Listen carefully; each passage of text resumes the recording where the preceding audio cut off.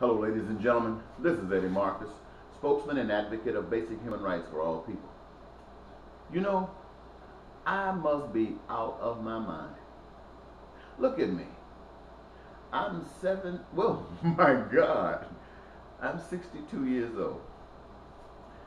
I used to be,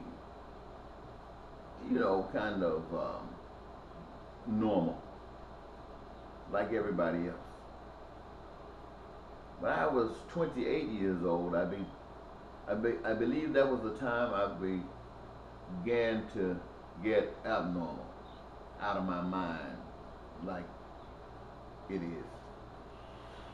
I grew up in a little small town in the south, a cotton picking, cotton chopping town. Used to work in the cotton fields, chopping cotton for $2 a day from sun up to sundown. Grew up in a little town called Itta Mississippi. I think it's known for a college they got there in Itta called Mississippi Valley State University, started by Dr. White.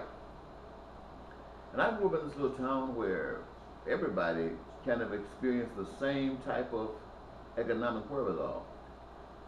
My folks were involved in the freedom struggle, the bus rides of the 60s. In fact, my old man, McKinley Marcus, worked with the program called Mississippi Action for Progress. He and a lot of other gentlemen like Bud McGee and a lot of guys around there. I had a lot of uncles who ended up going to prison down in Parchment for their efforts. We went through the bombing of churches and all the things that we know that transpired during the Southern days. I ended up going to a little Ellis Rogers Elementary School where I began my stage performance. I used to love to entertain. And having left that elementary school, I ended up going to a school in the county called Amanda Elsie High School in Greenwood, Mississippi, a little adjacent town to Itta. And I was there for the duration. I got kicked out of high school for fighting with an instructor who cursed me out in front of a classroom one time, and I just didn't go for that. You want some respect, you got to give respect. And when you start calling me all kinds of names in front of people, I don't go for that. So we ended up having a little battle, and I ended up going to the principal's office. Mr. Pickett was the principal at that time, and I ended up getting kicked out of school. It was a bad time to get kicked out of school because I think it was getting, the second semester was just beginning. And I was a senior. In order to graduate, you gotta get a certain amount of time in school. So I took the GED, and I ended up getting out of school before most of my regular classmates, but having nothing to do because I don't think they were picking cotton or chopping cotton at the time. And I tried to find a job, so they ended up sending me to North Carolina to pick tobacco. Tobacco might be easy for some people to pick, but for me, I remember sitting under that harvester.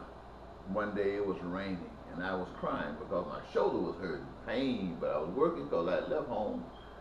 And the only hope I had was that before I left Elsie, I was in the band. I had auditioned for a scholarship, and I took the audition through one of the local guys who had finished high school and was great in music. He was sort of like a junior band director at Alcorn State University. So he was going through, well, it was at our school, he was taking auditions for scholarships, and I had auditioned for that scholarship. And while being out there working in that tobacco field, I was wondering, I used to pray, Lord, am I going to be blessed? Am I going to get a chance to go to college? Or am I going to be caught up in the life that so many other people get caught up in who don't have that available to them? And this day was raining, and I was crying. It made it beautiful because nobody could see my tears. They just thought it was rain. When one day I got that letter from Alcorn said, "You have been accepted." Ladies and gentlemen, let me tell you, that was one of the greatest times of my life. A scholarship to Alcorn State University in the band, and I didn't have to pay. So I know what it means to go to college. I had a wonderful time in college, and I know what it means to not have that cost over you, because if they hadn't gotten that scholarship, this boy that's talking to you today would not have been in college. Anyway, I finished my college training as a social scientist. I initially wanted to major in drama, theater. They didn't offer it at Alcorn, and the only place I got a scholarship was there, so I majored in social science. Probably one of the best things that ever happened to me. I ended up getting married after my first year to a young lady who was graduating from Alcorn. Her name was Kathleen Graham at the time.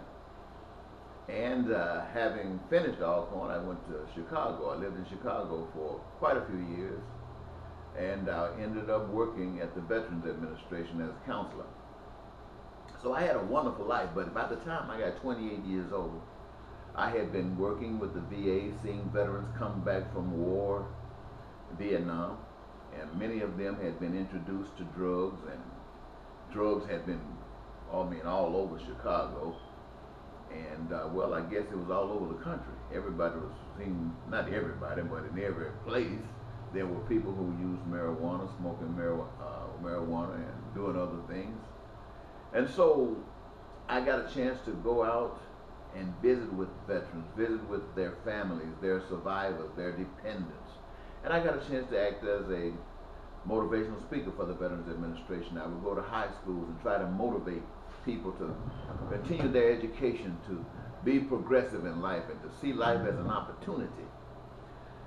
And I got a chance to see a lot of the poverty, a lot of the crime, a lot of the violence.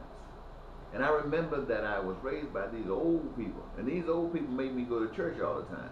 Now, I wasn't what you call, people might say, saved or born again and all that kind of stuff. I had been baptized, but I had a philosophy about life, that life was supposed to be good. I saw these people as I was growing up who were fighting, who were struggling, who were going to jail, who were standing up against all kind of persecution to make sure that there was a semblance of justice around.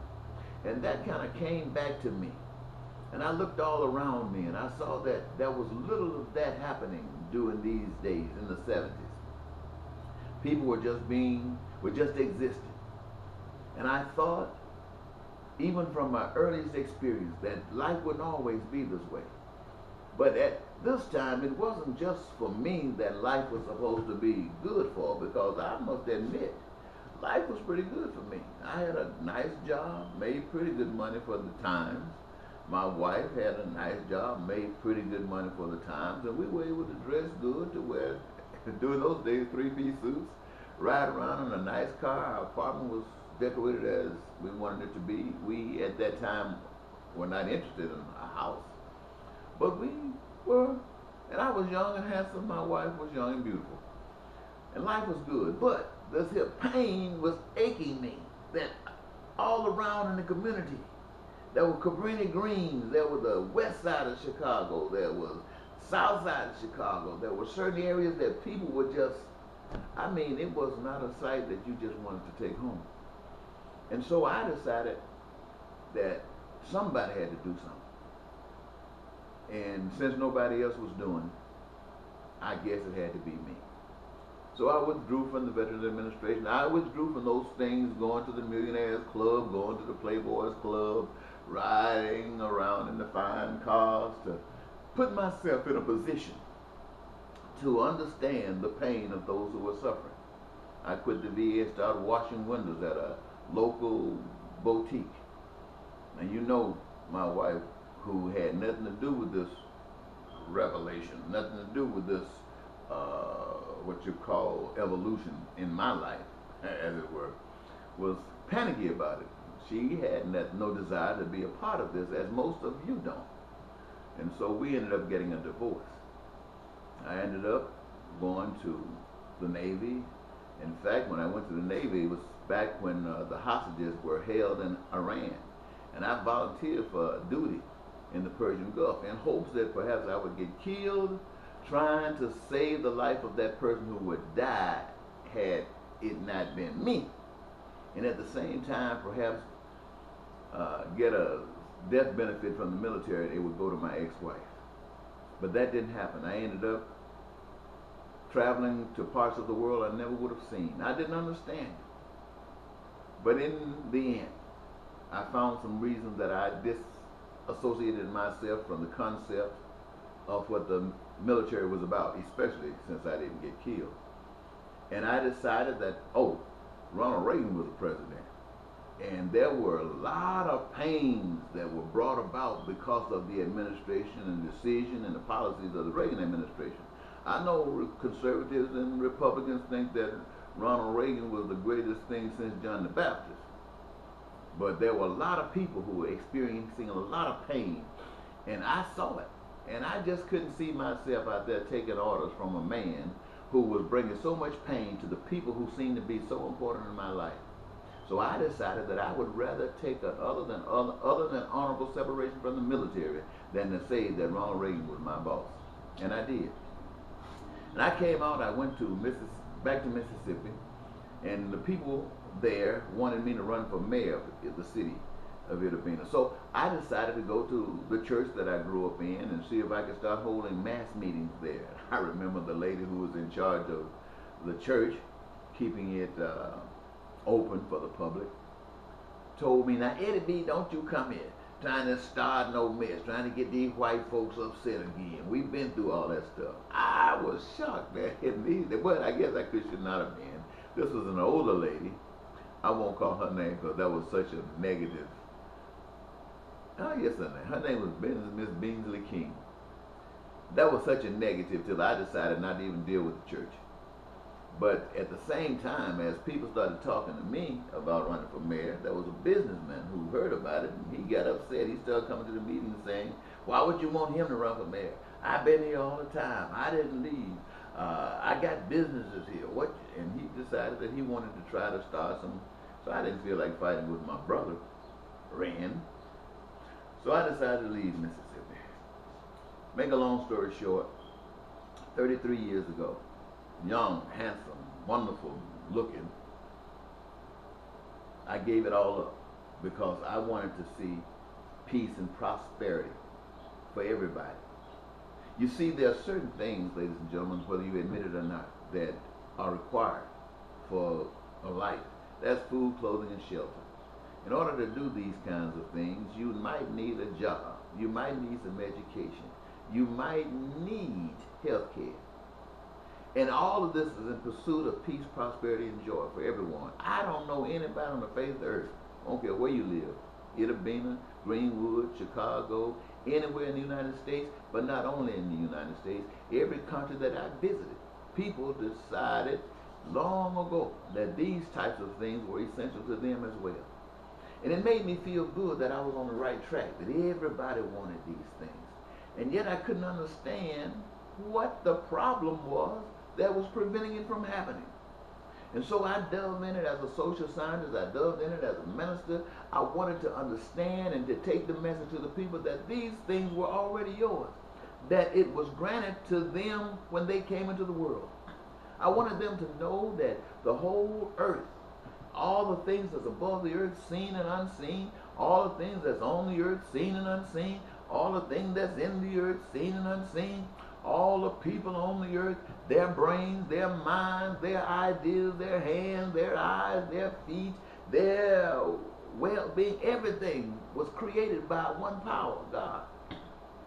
And as such, all of these things that were created could be molded together in such a form, in such a fashion that everybody on earth could have every need that they ever wanted to have met.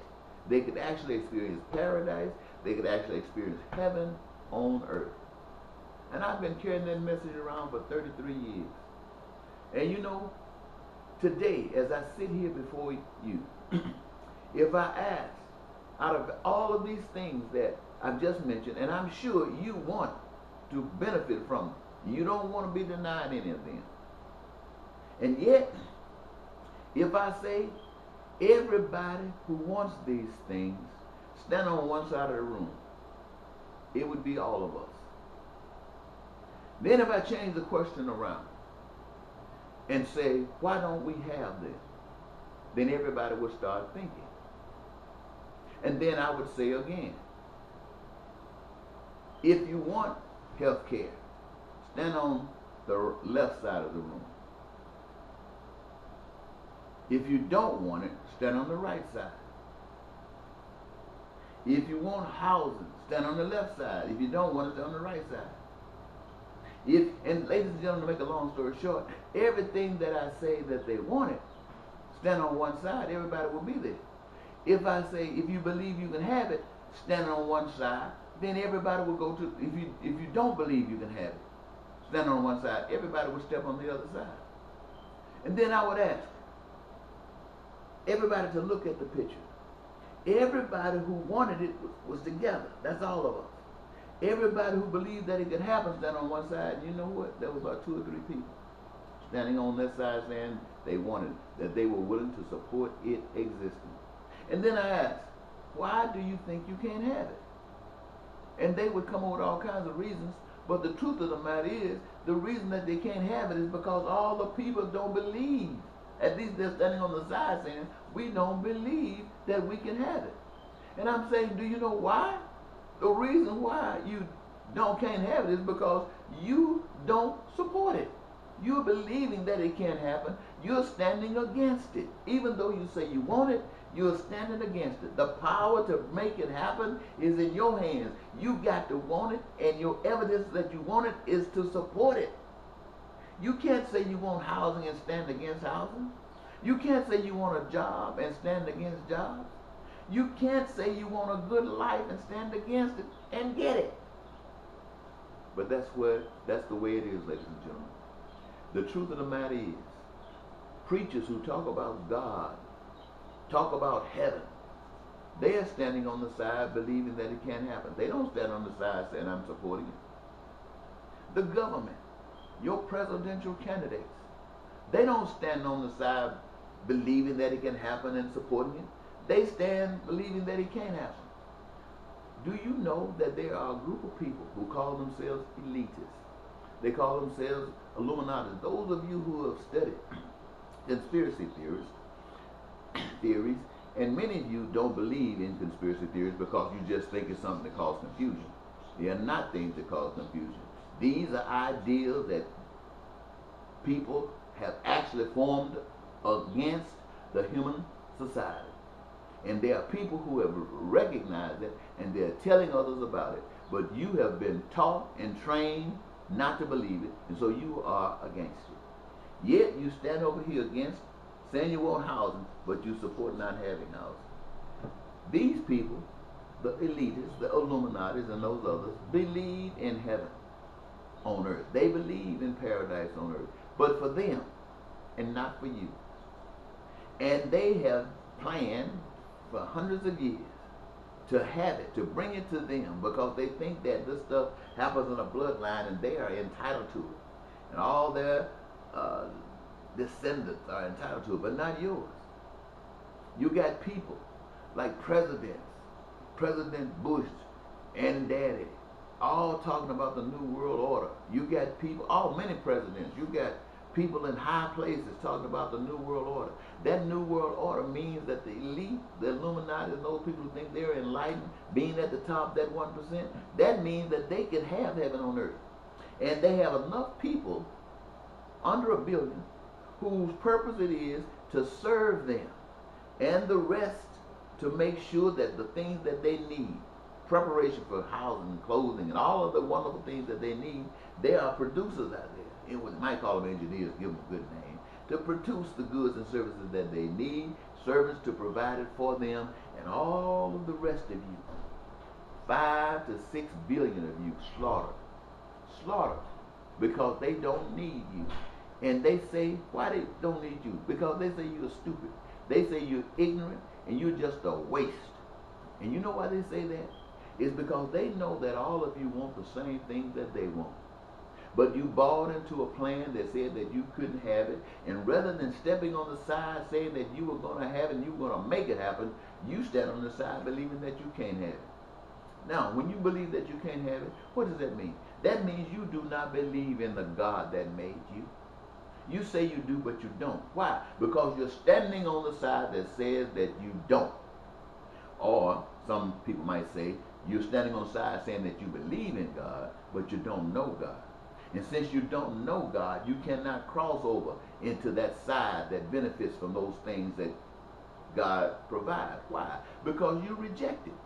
You don't know that. You believe a bunch of stuff that will happen to you after you die. Why in the world would you believe that this God that created all of this, that can make life so wonderful for you when you die, cannot make life wonderful for you when you are here alive today? The reason you think like that is because you've been led to think like that. You believe like that. You don't know God. Why are you a member of the Protestant church, regardless of what denomination of thousands that exist? And a member of the Catholic Church or Muslim? Because you are confused. You are perpetuating a tradition that's been handed down to you. Your mother was a Baptist, you a Baptist. Their mother was a Baptist, that you a Baptist. Your mother was a Jehovah's Witness. Your parents were Jehovah's Witness. Your grandparents were Jehovah's Witness. So you are that. You don't know what's going on. You just keeping traditions. And this keeping of tradition will send you to hell. You are sitting on the fence of hell, believing. You got to stop believing and start knowing. How do you start knowing? You start trying your beliefs. If they work, they are real. If they don't work, they are fake. Get rid of them.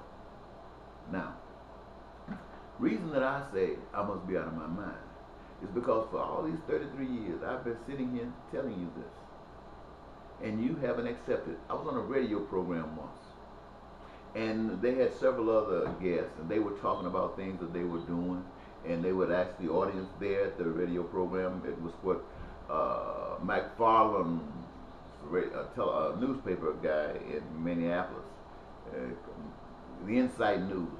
McFarland is the editor, and he has another position. I can't think of it right now. And so the guest audience would ask questions. People talking about plays that they were in and certain things like this. And then they got to me, and I talked to the audience about the things I'm talking to you about today.